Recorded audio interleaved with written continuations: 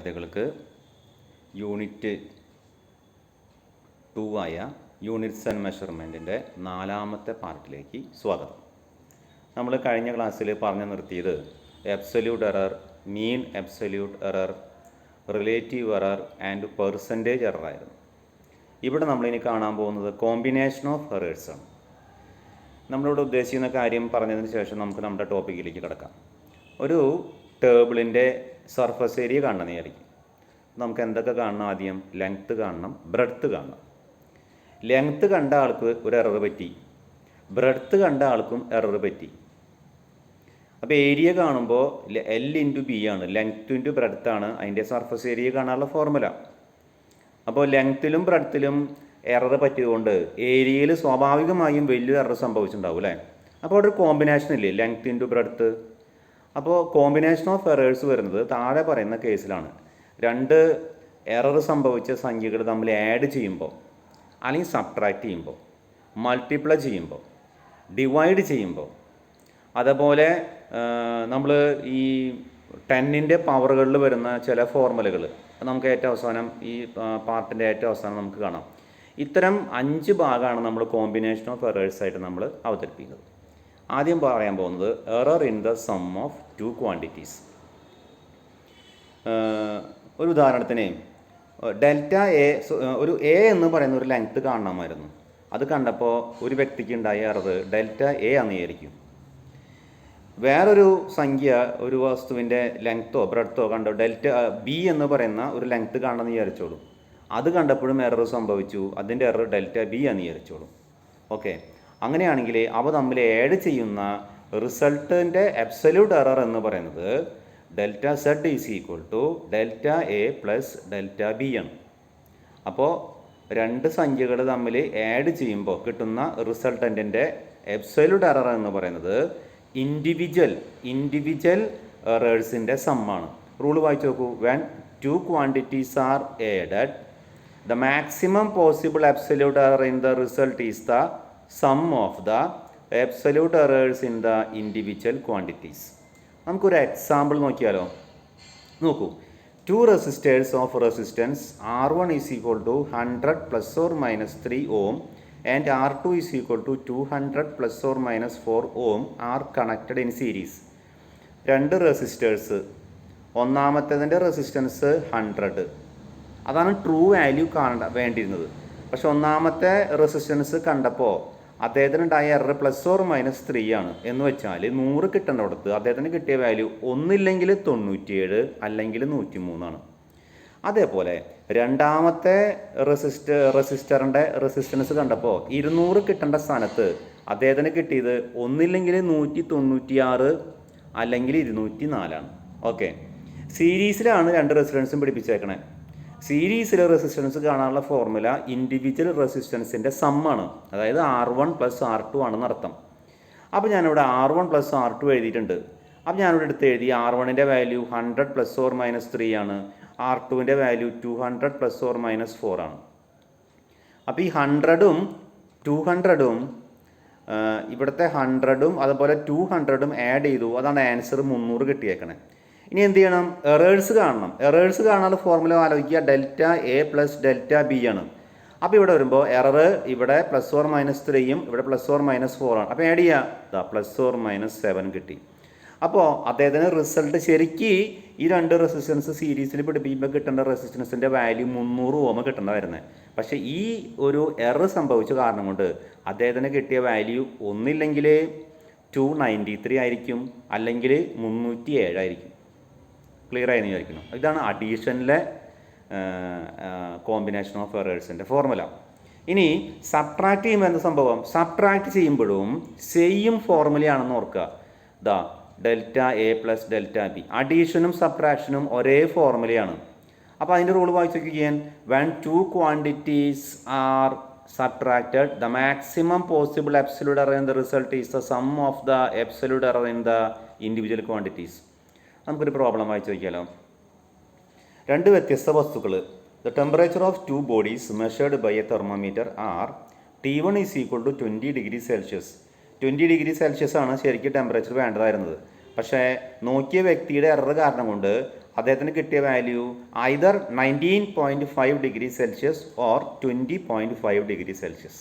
Correct value കിട്ടിയില്ല, error സംഭവിച്ചു. Similarly the temperature of the second body is measured as 50 degree Celsius ആണ് വേണ്ടത്. പക്ഷേ ഇദ്ദേഹം മെഷർ ചെയ്തപ്പോൾ അദ്ദേഹത്തിന് കിട്ടിയ വാല്യൂ ഒന്നില്ലെങ്കിൽ 49.5 ഡിഗ്രി സെൽഷ്യസ്, കാരണം ±5 ഡിഗ്രി സെൽഷ്യസിൻ്റെ വ്യത്യാസം വന്നു, അല്ലെങ്കിൽ 50.5 ഡിഗ്രി സെൽഷ്യസ് കിട്ടി. Calculate the temperature difference. Temperature difference എങ്ങനെയൊക്കെയാണ്? ഒരു ടെമ്പറേച്ചറിൽ നിന്ന് മറ്റേ ടെമ്പറേച്ചർ മൈനസ് ചെയ്യാം. അപ്പോൾ T = ഡിഫറൻസ് കാണാനായിട്ട് T2 - T1 കണ്ടുവച്ചിരുന്നു നമ്മൾ. അപ്പോൾ നമ്മുടെ ഫോർമുലയിൽ നിന്ന് നമ്മൾ സബ്സ്റ്റിറ്റ്യൂട്ട് ചെയ്തു. 50 ± 5 മൈനസ് 20 ± 0.5. അപ്പോൾ ഇവിടെ T2 - T1 നോക്കൂ, ഡിഫറൻസ് ടെമ്പറേച്ചർ കാണണ്ടേ. അപ്പോൾ 50-ൽ നിന്ന് 20 മൈനസ് ചെയ്യുക, അതാണ് 30 ഡിഗ്രി സെൽഷ്യസ് നമുക്ക് ആൻസർ വന്നിരിക്കുന്നത്. പക്ഷേ എറേഴ്സ് എന്ത് സംഭവിക്കണം? എറേഴ്സിൻ്റെ ഫോർമുല ΔA + ΔB ആണ് കേട്ടോ. അപ്പോൾ ഇവിടുത്തെ 0.5-ഉം ഇവിടുത്തെ 0.5 ആഡ് ചെയ്തു. അപ്പോൾ എത്ര നമുക്ക് ആൻസർ കിട്ടി? 1 ഡിഗ്രി സെൽഷ്യസ്. അപ്പോൾ സബ്ട്രാക്ഷൻ്റെ ഫോർമുല മനസ്സിലായി എന്ന് വിചാരിക്കുന്നു. അടുത്ത് കാണാൻ പോകുന്നത് മൾട്ടിപ്ലിക്കേഷനാണ്. ഇപ്പോൾ അഡീഷൻ സബ്ട്രാക്ഷൻ കഴിഞ്ഞു. അടുത്ത് കാണാൻ പോകുന്നത് മൾട്ടിപ്ലിക്കേഷനാണ്. Error in the product of two quantities. Okay, ഒരു വസ്തുവിൻ്റെ ലെങ്ത്ത് കണ്ടപ്പോൾ, അല്ലെങ്കിൽ എ എന്ന് പറയുന്ന കറക്റ്റ് വാല്യൂവിന് പകരം അദ്ദേഹത്തിന് കിട്ടിയ വാല്യൂ ΔA എറർ കൂടിയിട്ട് A + ΔA വാല്യൂ കിട്ടിയെന്ന് വിചാരിച്ചു.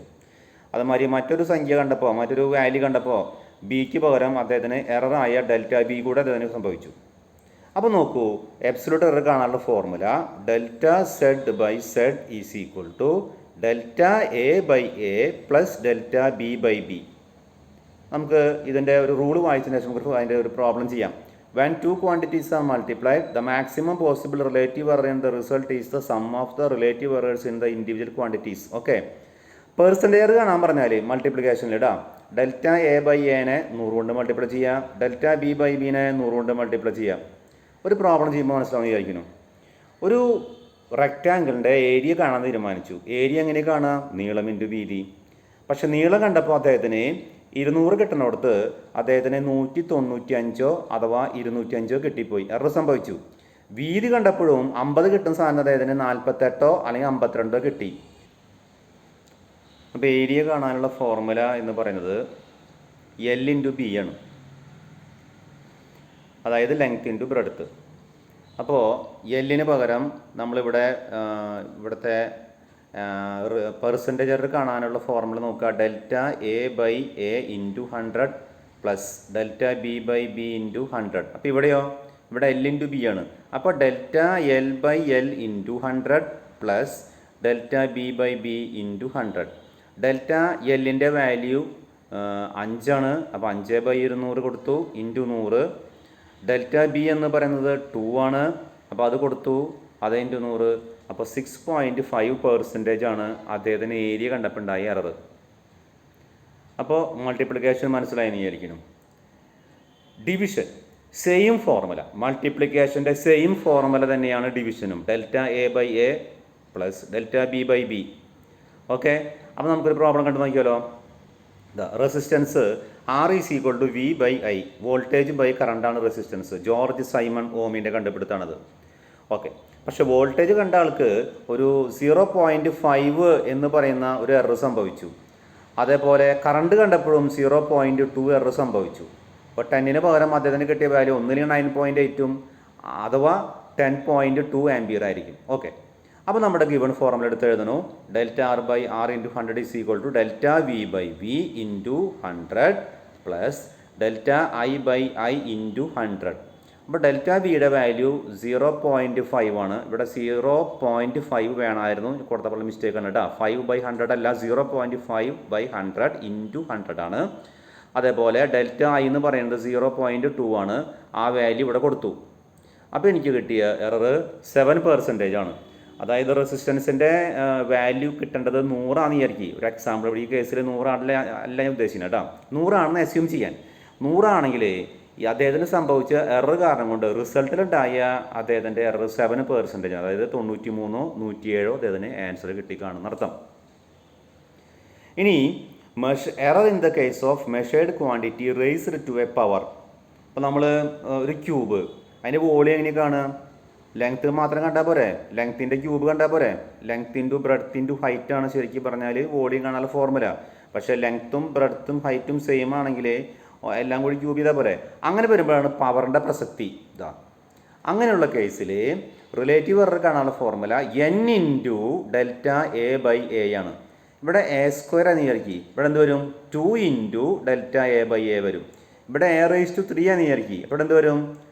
3 into delta A by A വരും. ഓക്കെ, അപ്പോൾ ഇവിടെ ഞാനൊരു പെർസെൻറ്റേജ് എറർ കാണാനുള്ള ഒരു ഫോർമുല കൊടുത്തിട്ടുണ്ട്. ജസ്റ്റ് ഒന്ന് വായിച്ച് നോക്കിയാൽ in percentage error z is equal to A raise to n എന്ന് വിചാരിക്കും.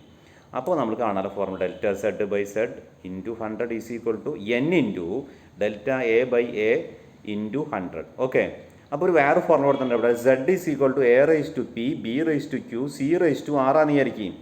അങ്ങനെയാണെങ്കിൽ ഇവിടുത്തെ വാല്യൂ നോക്കൂ. ഇവിടെ ആദ്യം പവർ എടുത്ത് എഴുതുക, എയുടെ power P into delta A by A. ഇനി ബിയുടെ പവർ എടുത്ത് എഴുതുക, അപ്പോൾ പ്ലസ് കഴിഞ്ഞാൽ B into delta B by B plus. ഇനി സിയുടെ പവർ എടുത്ത് എഴുതുക R into delta C by C. ഇതാണ് അത് കാണാനുള്ള ഫോർമുല. ഇതാ ഒരു പ്രോബ്ലം ഞാൻ കൊടുത്തിട്ടുണ്ട്. ഒരു സ്പിയറിൻ്റെ റേഡിയസ് 5.3 ആണ് വേണ്ടതായിരുന്നത്. പക്ഷേ മെഷർ ചെയ്ത ആൾക്ക് 0.1 ഒരു എറർ സംഭവിച്ചു. അതായത് 5.2 അല്ലെങ്കിൽ 5.4 അദ്ദേഹത്തിന് കിട്ടി. പെർസൺ എറർ കാണാൻ റേഡിയസ് എന്നാൽ സ്പിയറിൻ്റെ വോളിയം കാണാനുള്ള ഫോർമുല 4/3 പൈ ആർ ക്യൂബ്ഡ് ആണ്. അപ്പോൾ ഇതിൽ ആറിന് മാത്രമാണ് അദ്ദേഹത്തിന് എറർ സംഭവിച്ചത്. 4/3 പൈ എന്ന് പറഞ്ഞൊരു കോൺസ്റ്റൻ്റ് ആകുകയിൽ നമ്മൾ അതിൻ്റെ ഇവിടെ എറർ കാണുന്നില്ല. അപ്പോൾ കാണാനുള്ള ഫോർമുല ആറിൻ്റെ പവർ ആദ്യം എടുത്ത് എഴുതുക 3 into delta R by R into 100. Delta R എന്ന് പറയുന്നത് 0.1 ആണ്, ആർ എന്ന് പറയുന്നത് 5.3 ആണ്. അപ്പോൾ അദ്ദേഹത്തിന് സംഭവിച്ച എറർ 5.7% ആണ്. ഓക്കെ, അപ്പോൾ ഇതാണ് നമുക്ക് എററിനുള്ള കോമ്പിനേഷൻ ഓഫ് എറേഴ്സിനെ കുറിച്ച് പറയാനുള്ള സംഭവം. ഇനി നമുക്ക് അടുത്ത ക്ലാസ്സിലെ മറ്റൊരു പോർഷനുമായി കാണാം. Thank you.